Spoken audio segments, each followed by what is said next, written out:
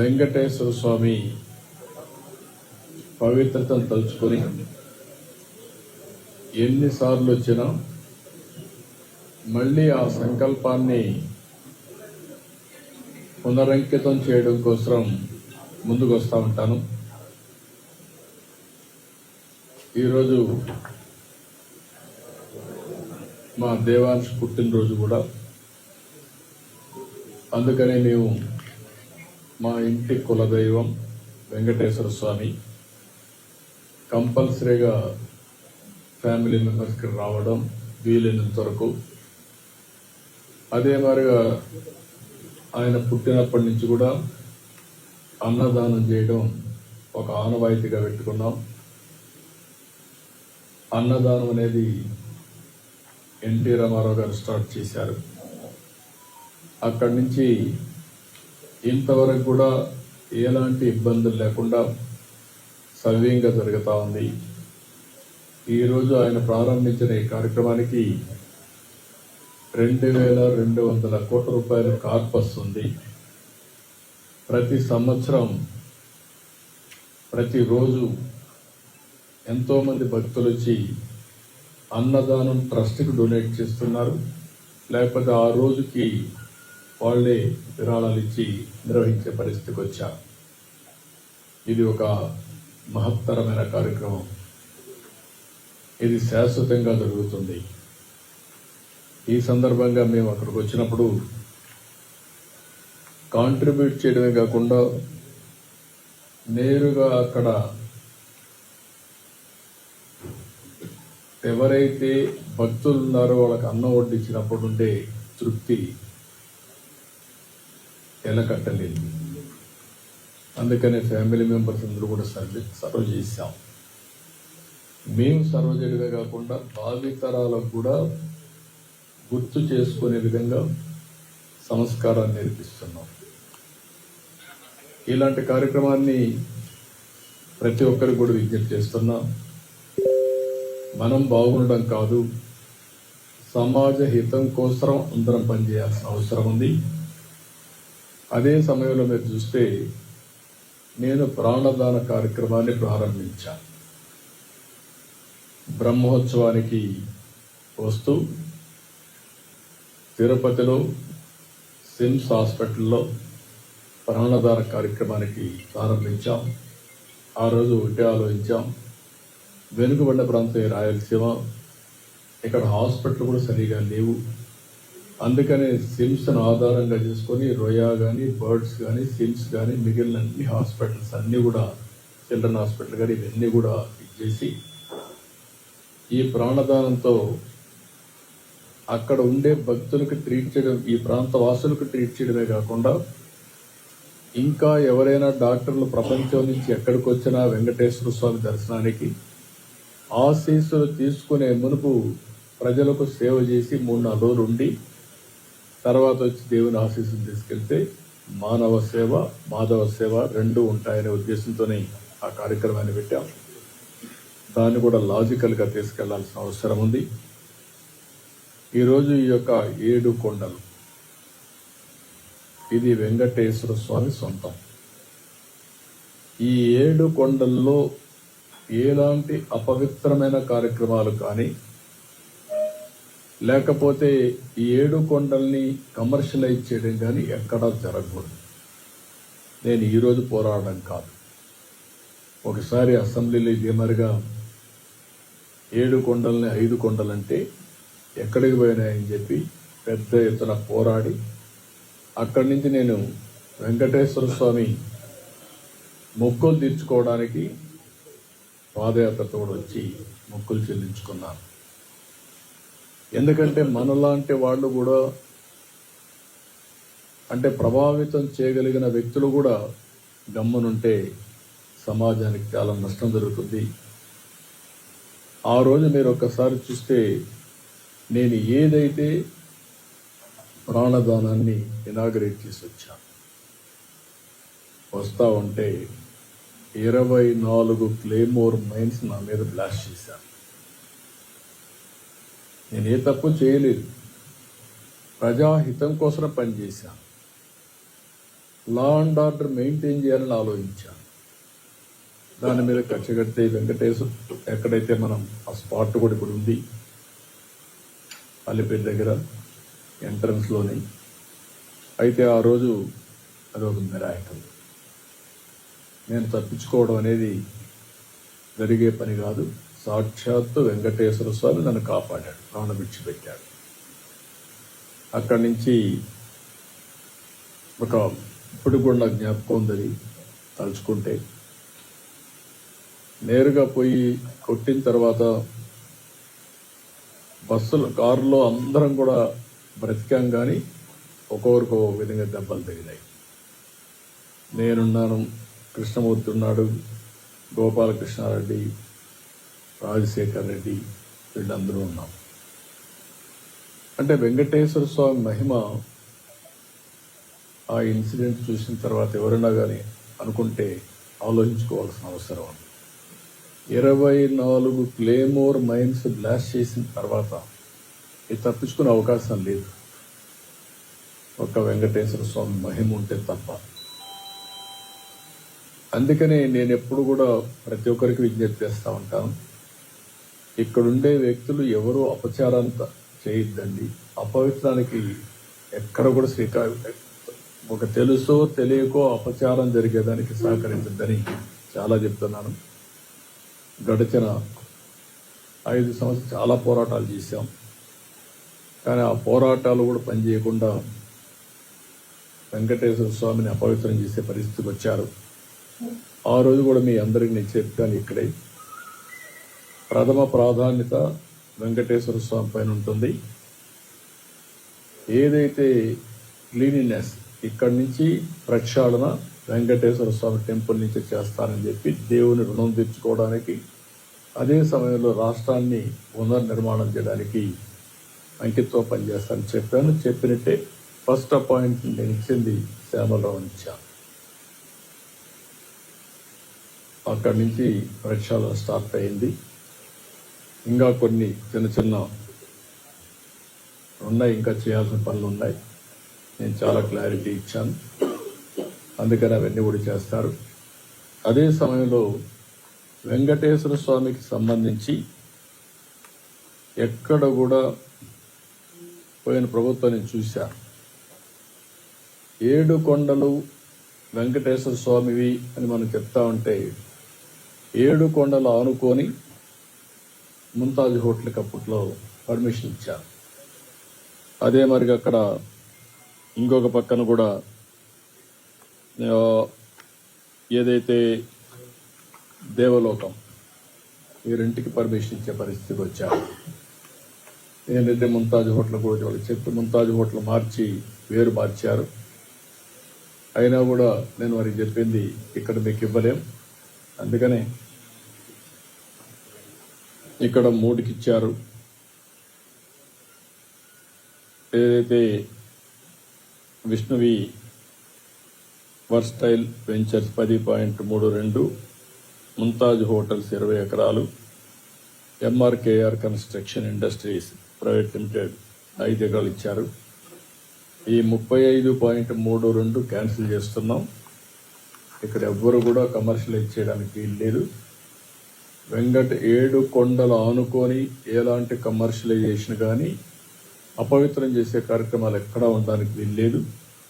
నేను వాళ్ళు కూడా, ఎందుకంటే ఓబ్రాయ్ హోటల్స్ చాలా హోటల్స్ కడుతున్నారు, కట్టినప్పుడు వాళ్ళకు కూడా చెప్పాను, ఇక్కడ ఏమాత్రం కూడా అపవిత్ర అంటే మీరు వాళ్ళు ఒక స్టేజ్లో మేము వెజిటేరియనే పెడతామని కూడా ముందుకు వచ్చారు.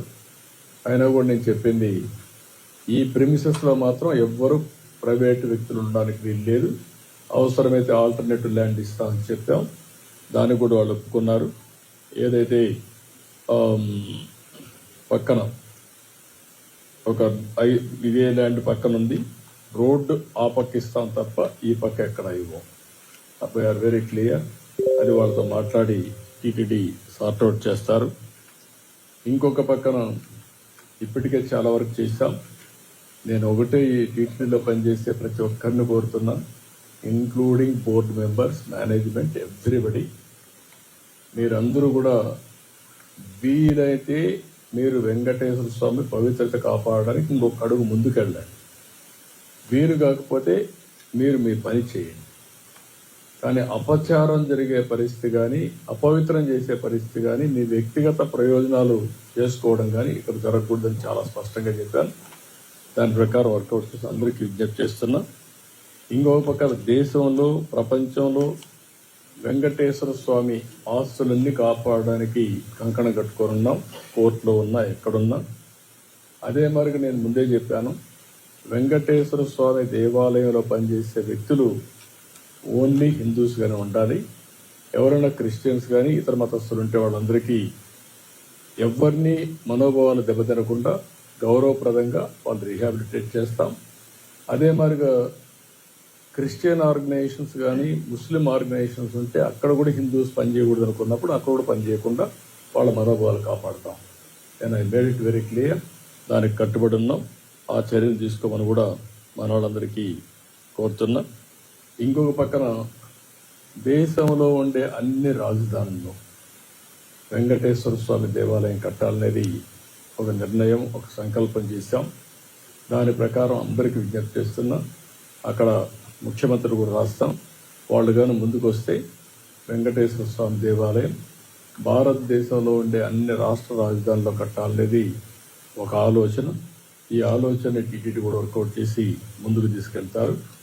అదే మరి విదేశాల్లో కూడా, ఒక మన దేశంలోనే కాకుండా విదేశాల్లో కూడా చాలామంది హిందువులు ఇదయ్యారు. ప్రపంచంలో ఉండే హిందువులకి ఒక ఆలోచన ఉంటుంది, కలియుగ దేవుడు వెంకటేశ్వర స్వామి. ప్రతి ఒక్కరూ ఒకసారి కానీ ఎక్కువ సార్లు కానీ ఇక్కడికి వచ్చి దర్శనం చేసుకోవాలనేది ఒక సంకల్పం. రెండో సంకల్పం, ఎక్కడికక్కడ టెంపుల్స్ ఉంటే ఆ టెంపుల్లో పూజలు చేసుకుంటూ వాళ్ళు ముందుకు పోయే పరిస్థితి వస్తుంది. వెంకటేశ్వర స్వామి ఎక్కడుంటాడో అక్కడ ఆరోగ్యం బాగుంటుంది, మనుషులకి స్ట్రెస్ ఉండదు. ఒకసారి ఆయన తలుచుకొని భారం ఆయన మీద వేసి పనులు చేస్తే ఇంకేలాంటి ఇబ్బందులు లేవు. అలాంటి కార్యక్రమానికి కూడా శ్రీకారం చుడతాం. ప్రపంచం మొత్తం వెంకటేశ్వర స్వామి దేవాలయాలు కట్టడానికి హిందువులు ఎక్కడ ఎక్కువ ఉంటే అక్కడ కడతాం. దానివల్ల అక్కడ ఉండే వాళ్ళు కూడా అందుబాటులోకి వస్తాయని చెప్పి కూడా నేను మీకు తెలియజేస్తున్నా. ఇంకొక పక్క మొన్నే అమరావతిలో శ్రీవారి కళ్యాణ మహోత్సవం జరిపాం. చాలా బాగా జరిగింది. ఒక న్యూ ఎనర్జీ వచ్చింది ఆఫ్టర్ ఎ లాంగ్ టైం. అక్కడ కూడా రాజధాని కడుతున్నాం. ఆ రాజధానికి శ్రీవారి కళ్యాణోత్సవం ఒక శోభను తీసుకొచ్చింది, ఒక నమ్మకాన్ని కలిగించింది.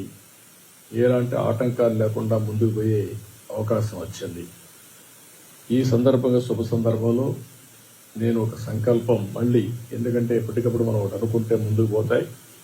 చాలా గ్రామాల్లో టెంపుల్స్ లేవు, వాళ్ళ అవసరం ఉందని చెప్పి ప్రతి ఒక్కరు అడిగే పరిస్థితులు వస్తున్నారు. అందుకని ఎట్లయితే ఎన్టీ రామారావు గారు ఆ రోజు అన్నదానం, తర్వాత ప్రాణదానం, ఈ రెండు ట్రస్ట్ని ముందుకు చేసేపోతున్నాయి. మూడోది వెంకటేశ్వర స్వామి ఆలయ నిర్మాణాలకి ఒక ట్రస్ట్ క్రియేట్ చేస్తాం, ఫండ్ క్రియేట్ చేస్తాం. ఎవరన్నా ఇవ్వాలనుకుంటే నేరుగా ఇవ్వచ్చు. శ్రీవాణి నుంచి వచ్చిన డబ్బులు కూడా ఆ ట్రస్ట్లో పెట్టి పగడ్బందీగా మొత్తం టెంపుల్స్ నిర్మాణానికి, ఆ టెంపుల్ మేనేజ్మెంట్కి ఖర్చు పెడతాం. ఈ రెండు కూడా ఒక మూడో కార్యక్రమం కింద వస్తుంది. ఇది ఇంతవరకు చేసింది మానవ సేవ కోసం 2 కార్యక్రమాలు చేసాం. అన్నదానం, అది అయిన తర్వాత ప్రాణదానం. మూడోది మాధవ సేవ కోసం ఈరోజు ఆలయ నిర్మాణాలకి ఫండ్ కూడా మొబిలైజ్ చేస్తాం.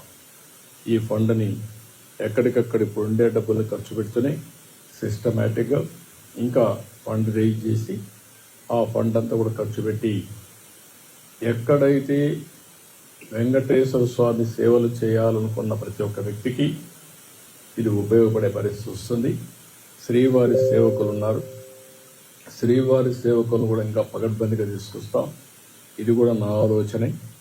ఒకప్పుడు పుట్టపర్తి సాయిబాబా సేవకులు ఉండేవారు, వారిని చూసిన తర్వాత నాకు అనిపించింది మనం కూడా శ్రీవారి సేవకులను పెట్టాలనుకున్నాం, పెట్టాం. దానివల్ల కొంతవరకు ఉపయోగపడే పరిస్థితికి వచ్చింది. దాన్ని ఇంకా ఆర్గనైజేషన్ స్ట్రీమ్లైన్ చేసి ఇక్కడ కానీ లోకల్గా ఉండే టెంపుల్స్ కానీ వీళ్ళు సేవ చేసే పరిస్థితికి వస్తారు. తద్వారా అక్కడ పనిచేస్తూ ఉంటారు. దేవుణ్ణి తలుచుకోవడం వెంకటేశ్వర స్వామి దగ్గరకు వచ్చినప్పుడు తలుచుకోవడమే కాదు, దేవుణ్ణి ఎక్కడికక్కడ ఎక్కడున్నా తలుచుకుంటే తద్వారా వీరికి అందరికీ ఒక సుఖ సంతోషాలే కాకుండా ఒక ఎనర్జీ ఇస్తుంది, స్ట్రెస్ ఉండదు. ఈ విషయాలు మీరు గుర్తుపెట్టుకోవాలని కోరుకుంటూ ఈరోజు 3వ కార్యక్రమానికి ఆలయ నిర్మాణ నిధి, వెంకటేశ్వర స్వామి ఆలయాల నిర్మాణ నిధి ఏర్పాటు చేస్తాం. ఇంత ముందు చేసింది అన్నదానం, ప్రాణదానం, ఆలయాల నిధి. దానం అంటామా, నిధి అంటామా, వాళ్ళు ఇచ్చే దీన్ని బట్టి ఆ పేరు కూడా వర్కౌట్ చేయమంటున్నాను.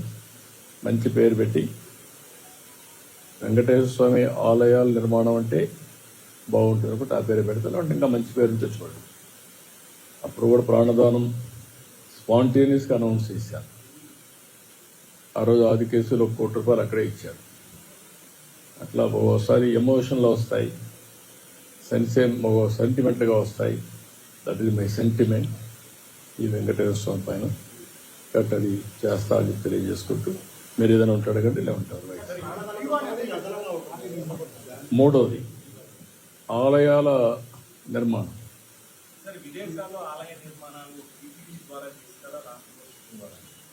ఏదైనా స్వచ్ఛందంగా రావాలని కోరుకుంటున్నాను. టీటీడీ కానీ గవర్నమెంట్ కానీ ఫెసిలిటేటర్. నేను అందుకే నిన్న కూడా ఒక మాట చెప్పాను. ఆంధ్రప్రదేశ్ రాష్ట్రానికి 3 విషయాల్లో మీరు చూస్తే, ఒకటి వెంకటేశ్వర స్వామి ఇక్కడ నెలకొల్పడం, 2 కూచిపూడి డ్యాన్స్ ఈ రాష్ట్రంలో వచ్చిన వారసత్వ సంపద, 3 ఇటీవల కాలంలో అరకు కాఫీ కూడా ప్రపంచం మొత్తం వెళ్తా ఉంది. ఒక ట్రైబల్ ఏరియాలో ఆర్గానిక్ కాఫీ ప్రపంచం అంతా వెళ్తా ఉంది.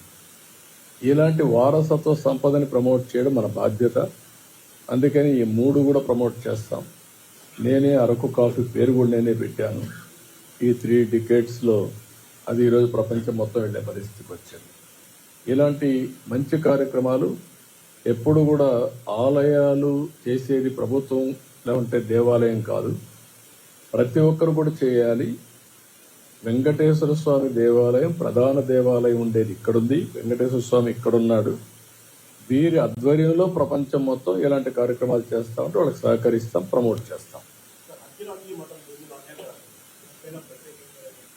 తప్పకుండా అన్ని యాక్షన్స్ తీసుకుంటాం. ఎక్కడైనా సరే వెంకటేశ్వర స్వామి ఆస్తులు ఎవరు కబ్జా చేయాలనుకున్నా చేసినా మళ్ళీ అవన్నీ తీసుకొని దేవునికి అప్పచెప్పే బాధ్యత తీసుకుంటాం.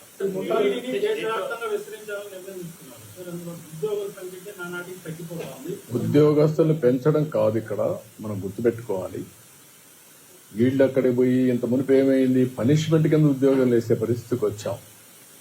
దేవాలయాలు మెయింటైన్ చేయడం కూడా లోకల్గా ఉండే భక్తులు మెయింటైన్ చేయాలి తప్ప మనం ఏదో ఉద్యోగాలు పెట్టి ఎప్పుడు కూడా మీరు గుర్తుపెట్టుకోవాల్సింది, ఇక్కడి నుంచి మనం పుష్ చేస్తే థింగ్స్ జరగవు. ఇక్కడి నుంచి ఆఫీసర్ని ట్రాన్స్ఫర్ చేస్తే ఏమైంది, పనిష్మెంట్ కింద వేసారని బాధపడి ఇంకొకటి పట్టుకు మళ్ళీ తిరిగి వచ్చేవాడు. అక్కడుండే వ్యవస్థలే పెట్టాలి, అవి కూడా ఆర్గనైజ్ చేయమంటున్నారు. ఇక్కడి నుంచి రిక్రూట్ చేయక్కర్లేదు, ప్రతి ఒక్క టెంపుల్కి పెడతాం, అక్కడి నుంచి ఆర్గనైజ్ చేస్తాం. వెంకటేశ్వర స్వామి దేవాలయం టీటీడీ మేనేజ్మెంట్ ఒక ఫెసిలిటేటర్ రోల్ ప్లే చేయాలి తప్ప మేమే ఓనర్షిప్ తీసుకుంటాం, మేమే జీతాలు ఇస్తాం, మేమే డబ్బులు ఖర్చు పెడతా ఉంటే దానివల్ల ఫలితాలు.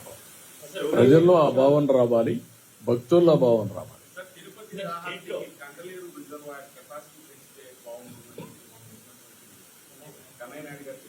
దేనికి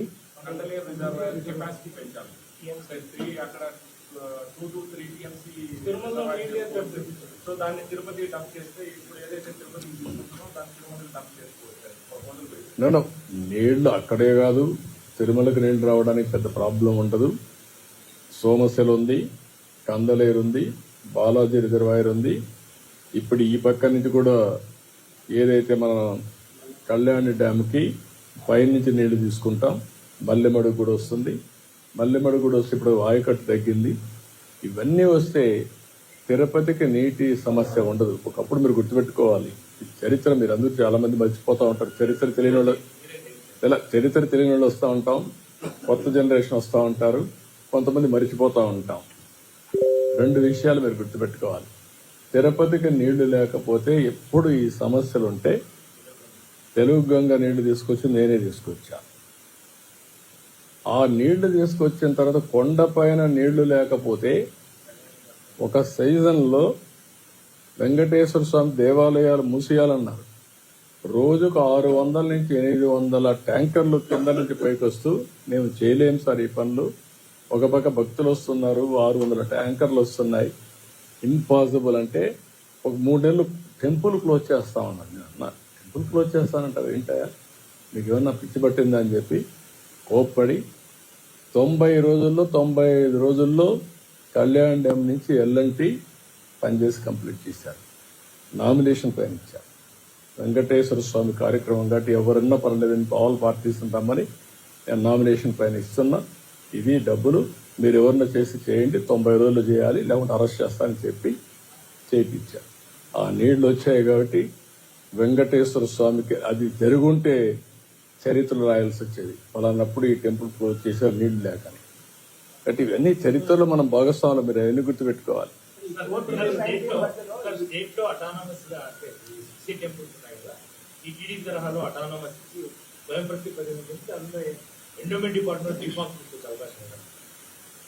ఓవరాల్ అడ్మినిస్ట్రేషన్ కు ఎలాంటి అవసరమో ఆంధ్రప్రదేశ్ రాష్ట్రంలో ఎక్సలెంట్ టెంపుల్ ఎకో సిస్టమ్ ఉంది. ఏ టెంపుల్కి ఆ టెంపుల్ మీరు చూస్తే 7 టెంపుల్ 20 కోట్ల నుంచి 100 కోట్ల పైన వచ్చే అవకాశం, 20 crores ఉండవు. 5 కోట్ల పైన వచ్చే టెంపుల్స్ ఒక 13 ఉన్నాయి. మొత్తం ఒక 20 టెంపుల్స్ 5 కోట్ల నుంచి ఎక్కువ వస్తున్నాయి. ఇంకా చాలా టెంపుల్స్ 1 కోటి ఇంకా ఎక్కువ వస్తుంది. అల్టిమేట్ గా ఈ రాష్ట్రంలో ఈ టెంపుల్స్ అన్ని డెవలప్ చేసి వచ్చే రిలీజియస్ టూరిస్టులకు కూడా అనుకూలంగా చేయాల్సిన అవసరం ఉంది. ఇప్పుడు శ్రీశైలం ఉంది, one of the best temple, not only మహిమ కూడా. మీరు ఒకసారి చూస్తే శ్రీశైలానికి ఉండే మహత్యం ఏ టెంపుల్కి లేదు శైవ టెంపుల్లో. అలాంటి ఒక పక్క శ్రీశైలం, కాణిపాకం, లేకపోతే కాళహస్తి, కనకదుర్గ, లేకపోతే సింహాచలం, లేకపోతే ఇంకొక పక్క నుండి అన్నవరం, ఇప్పుడు ఒంటిమిట్ట కూడా నేనే దాన్ని విభజన జరిగిన తర్వాత ఒంటిమిట్ట కూడా డెవలప్ చేసాం, అడాప్ట్ చేసుకున్నాం. అది కూడా వన్ ఆఫ్ ది బెస్ట్ టెంపుల్గా తయారవుతుంది. సో మీరు అటానమస్ అనే విషయం ఒకటి, ఏం చేస్తే బాగుంటుంది అన్ని ఆలోచించేస్తాం. ఉద్యోగులకి గత 6 ఏళ్లుగా ప్రమోషన్స్ లేవు. దాంతోపాటుగా తిరుమలలో అనాథరైజ్లు విపరీతంగా పెరిగిపోయారు పొలిటికల్ ప్రెజర్ వల్ల. వర్షాలను అనేది డిప్యుటేషన్ ఆఫీసర్స్ కూడా టీటీడీలో చాలా కాలంగా విశ్రాంతి అధికారులతో పనిచేయించుకుంటున్నారు. మళ్ళీ తొందరలో నేను ఒక రివ్యూ మీటింగ్ పెడుతున్నా. నేను చాలా స్పష్టమైన ఆదేశాలు ఇచ్చాను, అన్నీ కూడా అనలైజ్ చేయమన్నాను. తిరుపతి పవిత్రతను కాపాడడానికి ఇంతవరకు జరిగిన నిర్ణయాలు లోపాలుంటే అన్ని కూడా సరి చేస్తాం. భవిష్యత్తులో ఏ విధంగా తీసుకెళ్తాలో ముందుకు తీసుకెళ్తాం. ఇది ఇప్పటికీ 69% ఉంది, 68% ఉంది. I'm proud to say. మీరందరూ దాంట్లో భాగస్వాములు అయి ఉంటారు. నేను రాత్రి వస్తే మిడ్ నైట్ కూడా రివ్యూ చేసేవాళ్ళని ఫారెస్ట్ డిపార్ట్మెంట్ పెట్టుకొని ఇప్పుడు కూడా స్పష్టమైన ఆదేశాలు ఇచ్చాను. 68.23% ఉంది ఇది. దీన్ని 90% తీసుకెళ్ళాలి. మినిమం టు స్టార్ట్ విత్ 80, తర్వాత 90. ఈ వెంకటేశ్వర స్వామి పరిధిలో 7 కొండలు మొత్తం ఫారెస్ట్ ఏరియా ఉండాలి. నాకు ప్రౌడ్ టు సే, ఒకప్పుడైతే ఆ రాళ్లల్లో చెట్లు రావంటే, ఆ గులకరాళ్ళు ఉంటే అక్కడ కూడా చెట్లు తప్పించడానికి ప్రయత్నం చేస్తాం. కొత్త చెట్లు వచ్చాయి, మీరు గుర్తుపెట్టుకోవాలి. అవన్నీ ఎంత సఫర్ అయ్యామంటే అంత సఫర్ అయ్యాం. రద్దు చేయం, అది ఉంటుంది. దానికి ట్యాక్స్ ఎగ్జెప్షన్ కూడా ఉంది. అందులో వచ్చే డబ్బులు దేవాలయాల నిర్మాణానికి ఇచ్చే డబ్బులు 2 కలిపి దేవాలయాల నిర్మాణ నిధిని ఏర్పాటు చేస్తాం. నిధిని ఏర్పాటు చేసి చేస్తాం.